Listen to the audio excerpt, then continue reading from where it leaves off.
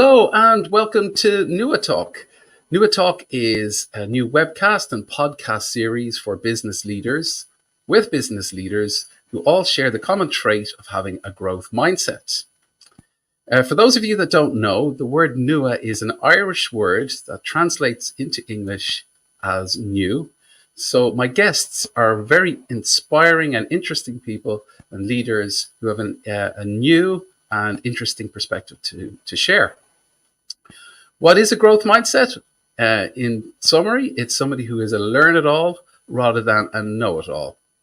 So I'm very excited to introduce my guest for today's episode. She is a leadership coach. She specializes in personal branding.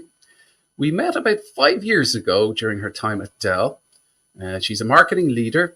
She's worked with major brands such as Dell, Vodafone, and Apple. She's joining us today from Haarlem, not to be mixed up with Harlem, New York, but Haarlem, just outside of Amsterdam in the Netherlands. Please let me introduce you to Marjolein van Looijen. Marjolein, how are you today? Hi, Mark. I'm good, thank you, and thanks for being on your Nua Talk. Oh, it's a pleasure to have you. I'm really looking forward to our discussion today. Even our preparation conversations have been super interesting and quite enlightening. So whoever's watching this live or on replay, I think they're going to get a lot from it. So to get us kicked off, Marjolein, we'd love to get you to know you a little bit. Can you share with us perhaps what's on your Spotify now playing, and what are you listening to on your podcast? I think on Spotify, it's I'm quite into at the moment, like everyone. Let me see. Yeah, here Harry Styles. Watermelon Sugar. That's now my favorite Oh, right. because it makes me happy, and it's a great start in the morning. And I'm a huge fan since I think a year of Mel Robbins. And Mel Robbins has a podcast, and she's sharp.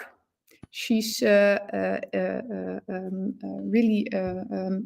clear in her message. I like that. It's Dutch, yeah, straightforward. She's really straightforward. She's American, but really straightforward. So that's a cool combination. And she talks basically a lot about convincing barriers that we all have in our minds. And that little voice in your head, well, can I do it, or what if, or that little voice that kicks in, and every time she inspires me about those convincing barriers that we all have in our minds. Wow, that's a phrase I hadn't heard before. Convincing barriers. It's already got me thinking. What convincing barriers that I have that probably aren't true? I suppose we all have them. But that's interesting that you're attracted to listening to podcasts like that. I'm not sure about the Harry Styles thing. We might come back to that on another episode. but for now, we'll focus on the growth mindset aspect of this. So tell us a little bit about your career, Marjolein. How did you start? I know I mentioned you've been in marketing for most of your career, but love to hear your journey as where you started and how you ended up now being a leadership coach. Well, I started 25 years ago, and I started my first job at British Telecom. And British Telecom back then, it was huge in 2000. Yeah, 2000. It was still growing so rapidly. So monthly, they were hiring 80 to 100 people. So it was fast. There was no time, and suddenly out of university, I was in an IT environment. And that was a huge shock, and it didn't always went well. And I say that quite nicely. Leadership wasn't that good, and I think there was back then not a lot of attention. So what is a good leader, or coaching and mentoring? So that world obviously has changed a lot. But I think the first years were struggling. but also a big learning curve due to all the innovative projects, the red race that we were in. It was never a dull moment. And then in 2008, I decided to join Vodafone, and within a marketing role for the enterprise business. It was the Dutch market, and after 3 years, I got the possibility to become the marketing manager for Dell in the Netherlands, medium business. And again, after 4 years, they asked me to join the digital marketing team on director level. And that was so much fun because, as many people know, when you work for large international businesses like Dell, everything is arranged and decided in the US. But back then, I think it was 2016, 2015, 15, they decided, well, no, let's leave it in Europe, Middle East, Africa. So many languages, so many differences. And we started this digital marketing team, which was great. And we were responsible for the end-to-end digital journey for every customer. If it's content, social media, the websites, and there I started my coaching. Next to my job, I started to give training internally for people within Europe for Dell Technologies, and slowly but surely, I went more into the coaching and training than my official role, marketing. And at the end, I supported and coached almost all of the vice presidents within Dell with their personal brand. So how does leadership look like in the digital age? How do you shape that? How do you connect? How do you connect with different generations? What do you say? What do you don't say? Also very important. And then I took the decision, well, this is so much fun, but there are so many companies outside of the technology industry. And I wanted to broaden my perspective. And then I decided to really 100% went into giving leadership training, sales leadership training. And next to that, I support still a lot of leaders with their personal brands. So how do you position yourself as a leader in the digital age? Amazing. Thanks for sharing that. There's a lot to actually unpack in there. So the first thing that you mentioned there was having a negative experience with a leader actually spurred you on to understand leadership a little bit more, because you understood the impact that it had on you when you experienced poor leadership. So the question I have for you, Marjolein, is what is leadership? If you know, how do you define it, or what is good leadership versus bad leadership? Well, for me, I think good leaders, they inspire. So they are credible, they establish connections, and they bring out the best in themselves, but also with others, their team, all the people around them. So for me, it's important, and I think it's important in the digital age we now live in, that they are comfortable with learning new skills, being enthusiastic about it, and that they commit. And everything in a really authentic way, because at the end of the line, authenticity is key.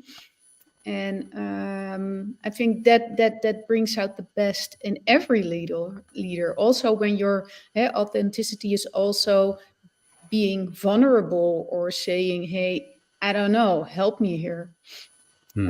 For me, I think that's really important. Being a good leader. Yeah, absolutely. I mean, the good leaders in, like, let's say, the traditional sense, before we talk about digital leadership, they have a great presence, right? And they have, as you say, an inspiring impact on people. And it's almost hard to put a description on it, how they do it. They just kind of have this allure almost, because they give you a sense that you matter, that what your work matters, and that you're Yeah. important to this machine that they're leading. Yeah. So that how you think about leadership now in this digital age where you don't have that in-person ability as much. So how do you see the differences now? If you're a great leader and you haven't really been, focused on the digital aspect of leadership, how would you describe the differences to a leader who was looking at this, Marjolein? I think the challenges now for leaders is that they must navigate their teams now always through periods of change. I Yeah. think for me, that's the first one. That's one of the most difficult one at the moment. And which ways of communication, secondly, of effective communication, do you use then? Communicating your goals, visions, but also your expectations, and that there can't be any miscommunication around that, because we now Mm. live the hybrid work world that's here to stay. So how do you communicate? I think that's the second one. Hmm. Um, and next to that, how do you motivate your team? Mm. So especially during those challenging times of constant change, um, and, uh, um, and the other one is like how they mustn't forget to also maintain their own well-being next to Yeah. the people in their team, their leadership team, or all the employees. But how do you manage your own well-being? It's Mm. quite a lot now that's on the plate of a leader. Hmm. And then the other thing I always say that when I look at executives, it's not having you can't hide in the boardroom anymore. Mm. It's now going out there, talking to people, asking questions, and listening, and not only listening but also understanding what they're saying. And there's the big difference. Yeah. So, Oh, cool. So, let's take a hypothetical situation. You're a CEO. You've mhm, had the ability to influence your team in yeah, person throughout your whole career. You've been doing it really well for whatever 30 odd years, and now you find yourself in a situation where everybody's at home. Mostly, people are mhm. using Teams, Google Meet, all that kind of stuff, and you don't feel quite as connected as you used to. Um, What are the tools that you can use as a CEO to help address some of those visibility challenges, or, as you said earlier, that listening? How do you connect with folks if you're not with them in person? You can't kind of read the room, right?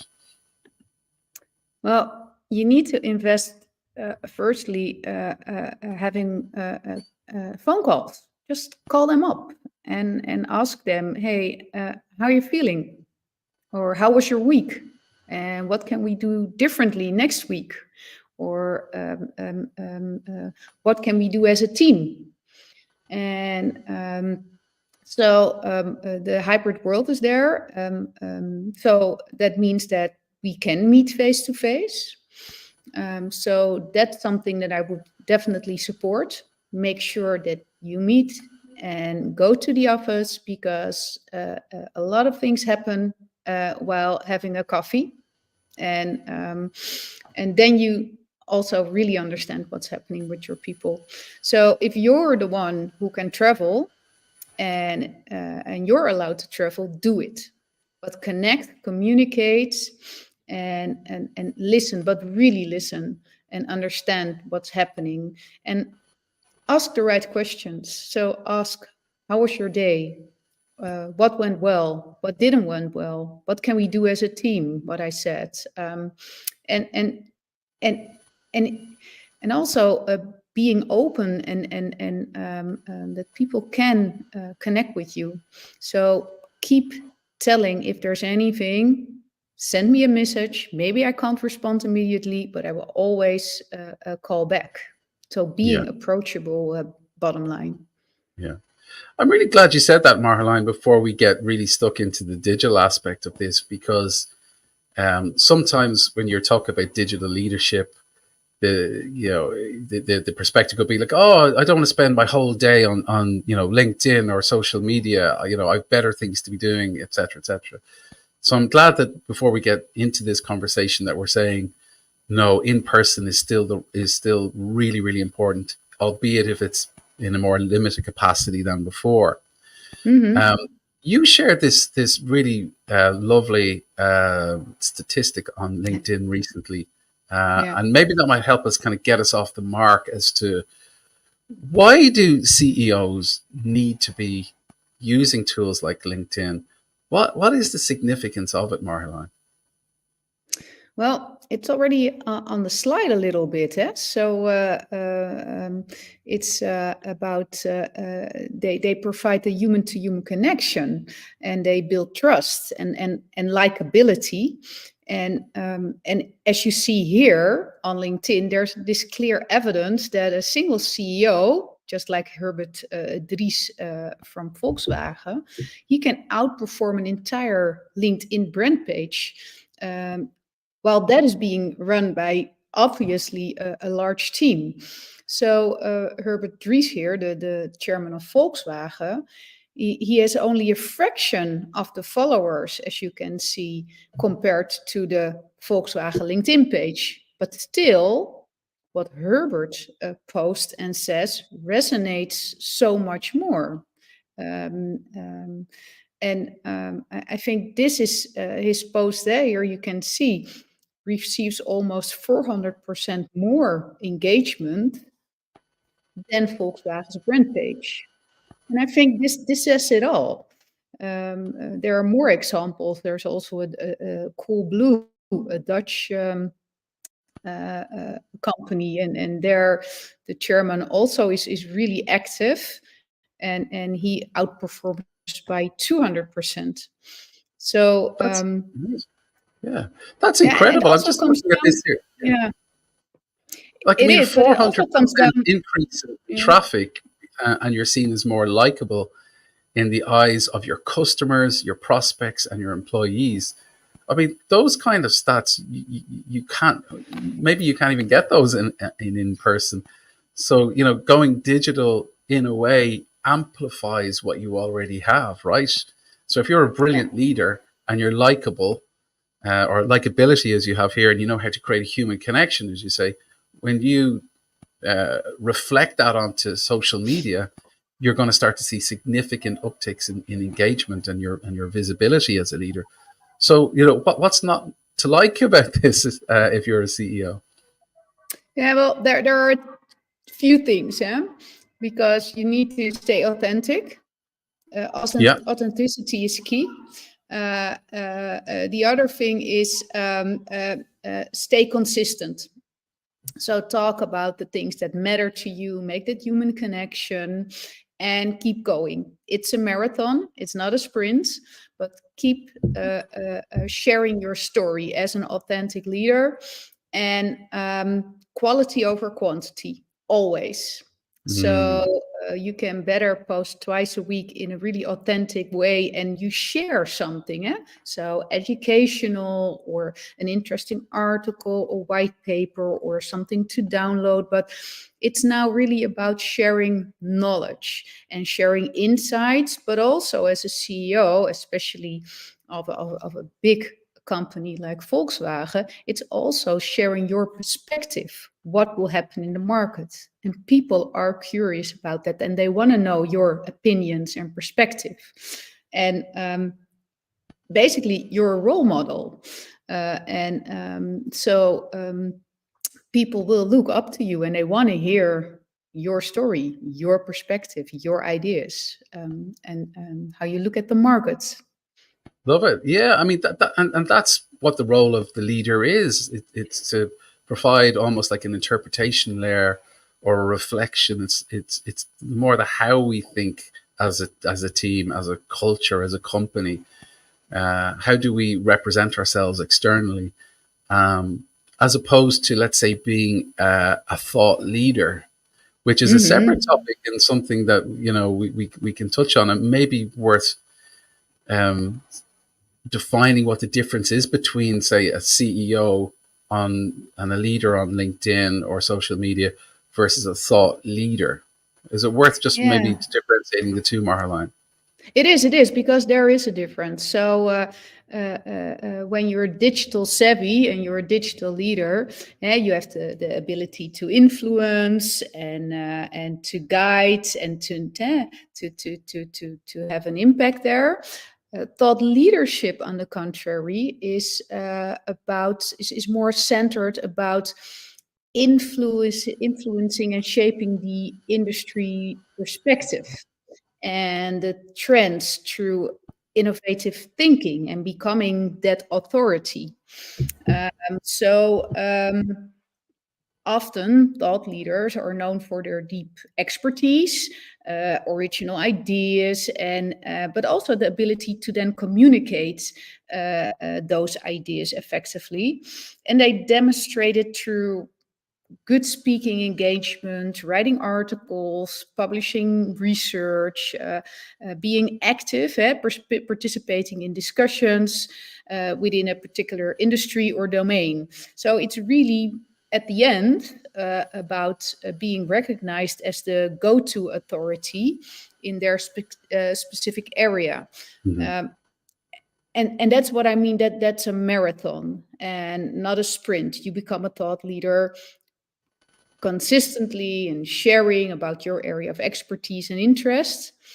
And that's a thought leader. So, as a digital leader, you can have an influence directly. A thought leader is really around a specific area of expertise. Yeah, absolutely.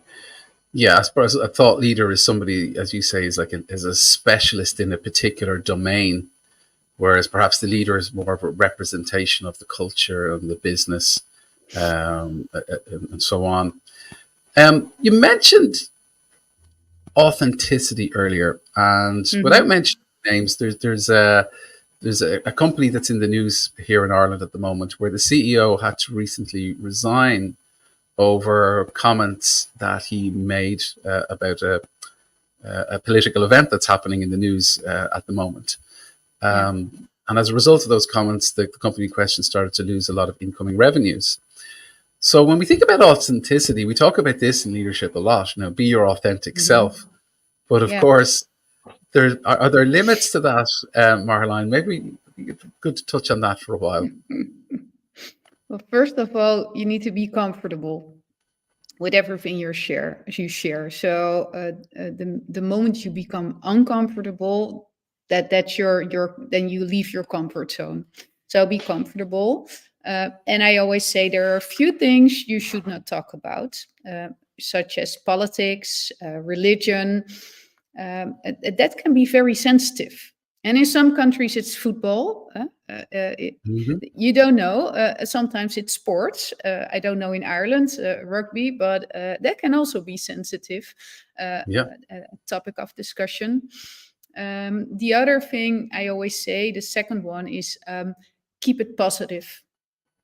There's a lot of negativity around out there, and keep it positive. Then it can't fire back to you. And the third, maybe the most important thing is if you doubt something, don't post it. It's Yeah. like my thing in life with everything. If you doubt it, don't do it. In this case, if you doubt something, don't post it, or double check, or ask a colleague Mm, or someone in your network, but then don't post it. yeah. I think what you're talking about there, Marline, is almost like you have an internal guidance system, but perhaps you mightn't be always tuned into it. So you're saying if you Correct. doubt, if you have any hesitation about something, just don't do it. Yeah. Um, but if you're not connected to that guidance system, then it can't help you. Yeah. Often afterwards, people say, "Oh, I was already a little bit doubting, or I wasn't sure." Yeah, There's always that system in place. True. brilliant. Well, that's a heartening note. Um, I saw you mentioned it on social media there before. You speak about the "we too" mentality, Marceline. What is that?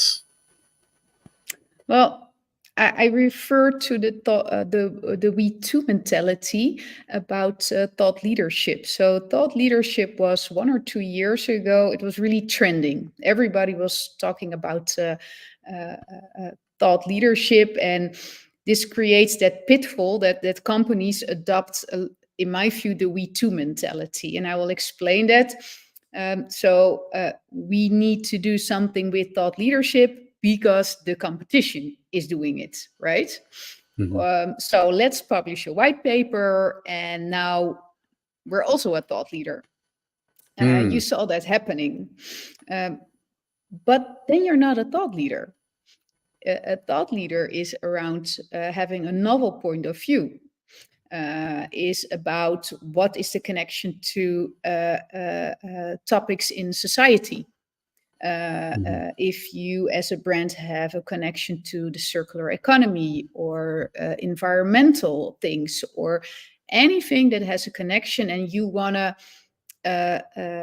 invest in that, there's a link with the company, but that you have that novel point of view. And then you start to not only publishing a white paper, maybe that's the start, but it's about sharing content, having discussions, setting up a roundtable, involve other people in that question or the issue that you raise.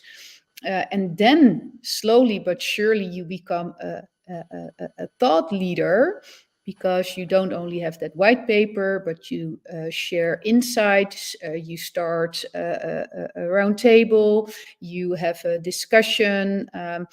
It's so much more than just publishing a white paper and I know now everything about a certain topic. And that's where the we too mentality came from. That everybody wanted to be a thought leader, but guess what? We're not all thought leaders, uh, um, Mhm. and you have to be very specific about your expertise. Then, where do you want to be a thought leader, and why? The why, and then the Yeah. how. Yeah, I love it. I think the key message I'm hearing there, Marceline, is it's about having a novel point of view, like a different perspective. Like I said at the start of the podcast, um, if we're kind of regurgitating stuff that we've heard over and over and over again, it just becomes noise.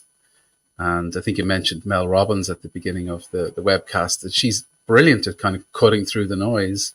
And the other thing that she does really well is she uses video really, Yeah. really well. In fact, I think she has ADHD, so she understands the importance of video and its instant impact. And she does really short videos as well, which Yeah. drives me a little bit crazy because my kids watch YouTube Shorts, and I think it's really bad for their concentration levels. Hmm. But what I really like about Mel is certainly on LinkedIn, her video pops up. It's probably a couple of minutes max, and she makes the point. She makes it really convincingly, Yeah. and you walk away feeling the wiser and the better having listened to it. Yeah. Um, so that's probably a good way to kind of ask the question then. If you're a CEO and you're reluctant about this, or you're feeling, I don't know, camera shy or whatnot, given that video seems to be the way it's going, and LinkedIn recently announced that they're taking away clickable links from videos and pictures. Yeah. Um, so I think video is going to become even more important moving forward. Maybe I'll bring up this quote that you shared with me um, that may help answer that question. It does. And I always say to leaders or executives that the first thing I do is make them comfortable. And when you look back at your career, there have always been certain points that you weren't comfortable. And speaking in front of a large audience, for instance, you didn't want to do it. You felt that the resistance, but you decided to take the step, go out your fear zone and step into your learning zone. And by doing that, you enter your growth zone. That's what I always say while giving leadership training. And I think that's the same here. When I was the first time I needed to present to a small audience, it was scary. But by doing and repeating, I became more comfortable. Next step was presenting to large audiences. Well, Dell internationally was a large company. And as a director, you need to sometimes step on a stage even and give your presentation. And the first time was also very not comfortable. But by doing and repeating, you come in your growth zone and you're more comfortable. And then I started to give training, the same. But it's so nice to every time go through that learning curve. And it's the same with this one. It's part of a leader in the leadership in the digital age. It's now part of your job. It's part of your role. Do you want to stay ahead of the game, and do you want to keep participating on a high level? The younger generations, they're comfortable, they're doing this. So and when you have a growth mindset, be open to these things, and start to also pick this up, just as you did looking back at your career, that you were facing things that are uncomfortable, but you did it. It's the same here. And when you saw that quote of mine, it's true that we all need a role model, and often people don't realize that you are a role model for at least one other man or woman in your company, but also outside your company. And what does that evoke in you? How do you give that a meaning? And it already starts with realizing that you are a role model. And what's then what do you want to do with that? What were your struggles? How can you help younger generations by sharing your Amazing. your Well, look, you perspective on mentioned it? earlier on in the conversation today, and we're coming to a close. We're up on 30 minutes already. Mm-hmm. You mentioned the notion of vulnerabilities and sharing vulnerabilities, and the importance of that in leadership. So you shared with me yesterday, this is your first live webcast. So other leaders perhaps haven't done things like this. Tell us, before we close out, how did you feel when you coming up to this? What were the emotions you were going through? And now that you've come to the end of it now, how has it been for you? It was great. We go back a long time, and it was just the first time when I needed to do a presentation for a large audience. So yesterday I was okay. I felt a little bit in my stomach. I felt a little bit uncomfortable, but basically that's where the magic happens, right? That you Mm-hmm. feel a little bit uncomfortable. That means that you're sharp, that you want to do it right. And then at the end, the only thing you need to do is believe that you have a great story to tell, and nobody knows your story. And so now I feel this was fun. I can do Yeah, this. you can Let's go easily do ahead. it. You're a Yeah. natural, Marlene. You're a natural. And then finally, if somebody wants to get in touch with you, Marlene, and I know you have a white paper that you share willingly and freely, how Yeah. can anybody who's watching this get in touch with you to talk to you, or to get their hands on your white paper on Well, of personal course, you branding? can connect with me on LinkedIn, and I can send you the ebook. It's about a practical guide with the fundamental steps to take to create your personal brand, and to start manage it effectively and in a strategic way. Or they can connect with you, right, Mark? But I'm always happy to connect with everybody on the call via LinkedIn. Fantastic. Brilliant. Marlene, we've come to the end of our time. Thank you so much for sharing your growth mindset and your insights and the experience that you've had in coaching and leadership training throughout the years. And congrats on making that big career transition.